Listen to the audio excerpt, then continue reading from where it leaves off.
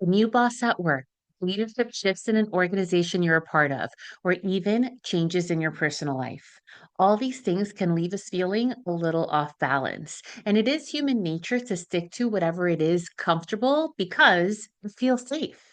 What do we do when our comfort zone starts to shift?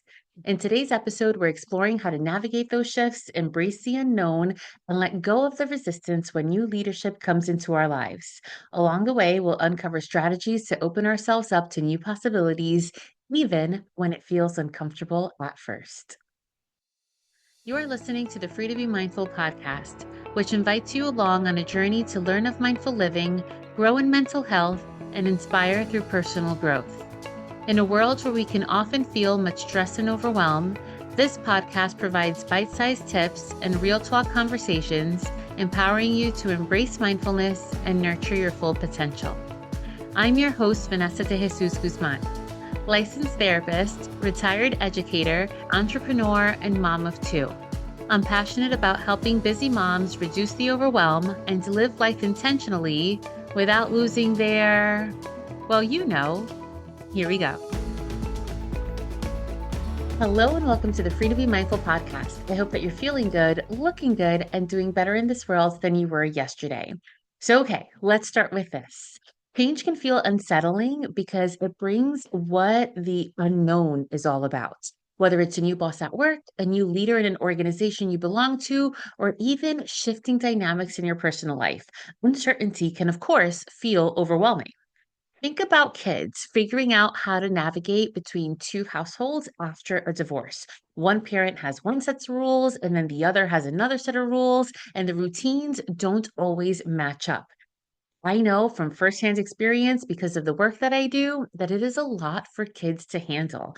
And at first, they might feel confused or unsure of what's coming next. I see this all the time in my work with families. It's a huge and tough adjustment. However, over time, kids usually do find their rhythm. And as adults, we experience something familiar when new leadership comes in. We find ourselves wondering, will I be treated fairly? Will my efforts still be valued? Will things get worse or will they get better? But here's the thing, change doesn't have to be all that bad. If we lean into it, it can open doors that maybe we've never even imagined of. Think about it this way. Everyone, whether a boss, a leader, or even a new step parent, comes in with their own unique strengths, their own experiences, and their own ways of doing things. They're bringing something new to the table that we might not have thought of before. So, for example, at the start of 2025, I stepped into the past president role for the Latino Mental Health Association of New Jersey. And while I was more than happy to step down from the presidential role because of the work that it brings with it, I couldn't help but think of this aspect of change, thinking about how the rest of the board has to adjust slightly to a new style. And it was that made me think about talking about this topic of adjusting to change. And that doesn't seem to be like it's a huge deal. Really, it wasn't. But then I remembered the numerous times when, in past positions, before I was my own boss, when I had a new boss or when I had a new supervisor, there's always some kind of adjustment period because you're just waiting first to get to know the person's personality and their expectations. And then the inevitable happens. Somebody says, well, we don't do it like that here. Whether that's said out loud or even if it's just thought about, it's that type of thinking that brings upon our different feelings. And it's easy for a group of supervisees, let's say, to have a thought about one supervisor. But imagine how that one supervisor has to adjust to filling first someone else's shoes while putting their own stamp on things. It's got to be hard. But the masses sometimes don't put their feet in the other person's shoes. We just think about, well, we don't do it around here that way and get with the program type of thinking. But think about it, friends. If we resist the unknown, we might then miss the opportunities that new perspectives can bring. But if we can give the unknown a chance, even if it's hard, we open ourselves up to growth, to learning, and maybe even a better way forward. So, how is it that we move past resistance and embrace these changes with an open heart? Let's break it down. First, instead of stressing over what's out of your hands, focus on what you can control. This could mean adjusting your mindset or choosing how you respond or even deciding on how to approach the situation with an open mind. By grounding yourself in these actions, you can then reclaim a sense of power. Second, stay curious. And I know that that's easier said than done, but curiosity, friends, can be such a game changer. Really ask yourself, what can I learn from this? How might this help me grow? You really might be surprised at the opportunities that come from the unknown. And lastly, reframe the narrative. Instead of dwelling on what you think you've lost, try focusing on what you might gain, whether it's a new connection, fresh ideas, a better dynamic. Giving the new leader or situation a fair shot could really open up the possibilities to things that maybe you didn't see coming. And remember, shared progress starts with understanding. So, creating relationships instead of creating distance is the key to making these transitions smoother and more meaningful. Do you really know how to calm down when stress hits? Or maybe you're looking for ways to help your kids relax, but you're not sure where to start. These are common issues for my kid and mom clients. And after years of providing bits and pieces from other resources, I have finally created a comprehensive resource for my clients and for podcast listeners like you. This free resource provides you with 120 coping skills to navigate big feelings. This guide is filled with simple yet effective strategies to help you manage emotions and to help you find peace. And knowing that oftentimes a list just isn't enough, with your download, you'll also get access to a series of supportive videos which will guide you on how to use this resource and show you how to put these strategies into practice for everyday life. So are you ready to make that change? Click the link below to download your free guide. It's time to empower yourself and your children with the skills for a happier, healthier life.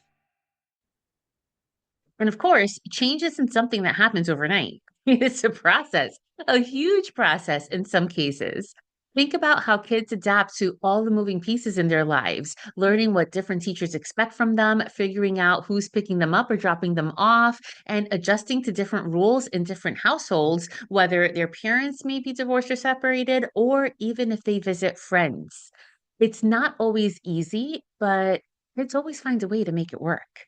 And just like kids, we adults can learn to find our balance when things shift around us. And that doesn't mean that we have to pretend that change isn't hard or to ignore how it makes us feel. It's really about giving ourselves time to adjust, staying open to new ideas, and letting the unfamiliar feel a little less intimidating as we push forward.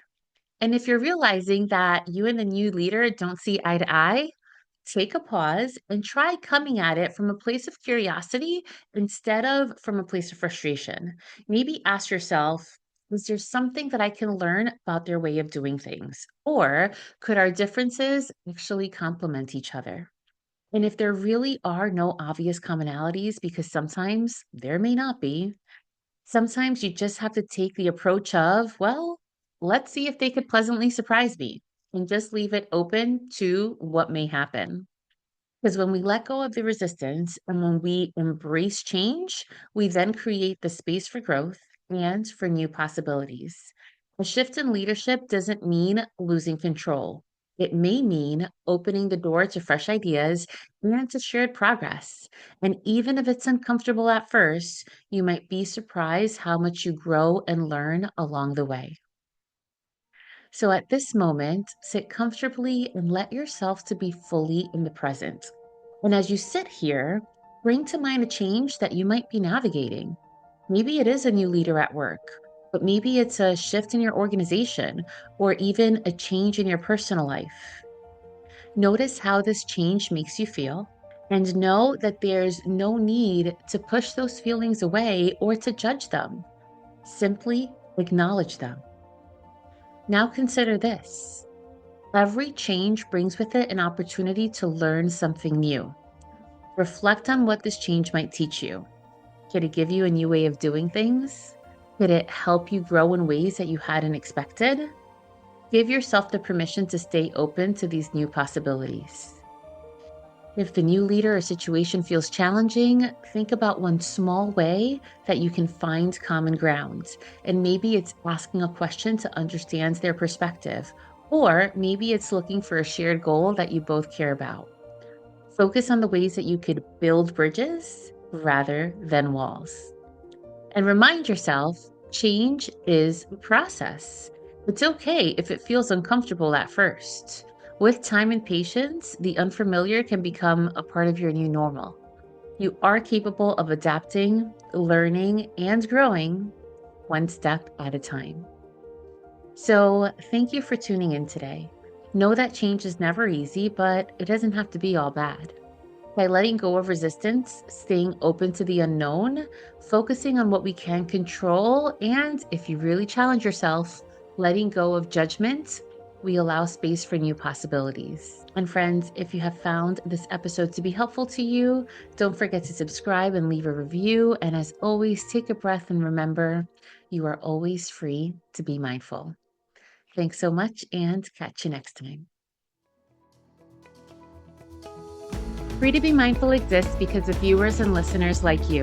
If you're enjoying the podcast or felt this week's show resonated with you, please take a moment to leave a rate and review on the platform where you catch your favorite shows.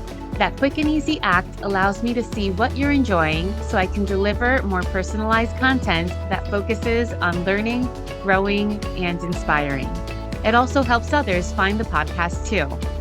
Don't forget to subscribe so you can listen along next week. And if you can do me the favor and share this podcast on social or with a friend who may benefit from the message shared today, that would be truly appreciated. In the meantime, I welcome you to follow me on social media across all platforms at Counselor V. De Jesus for more fun content. And remember, my friends, in a world where you are free to be anything that you want to be, you are always free to be mindful. Catch you next week.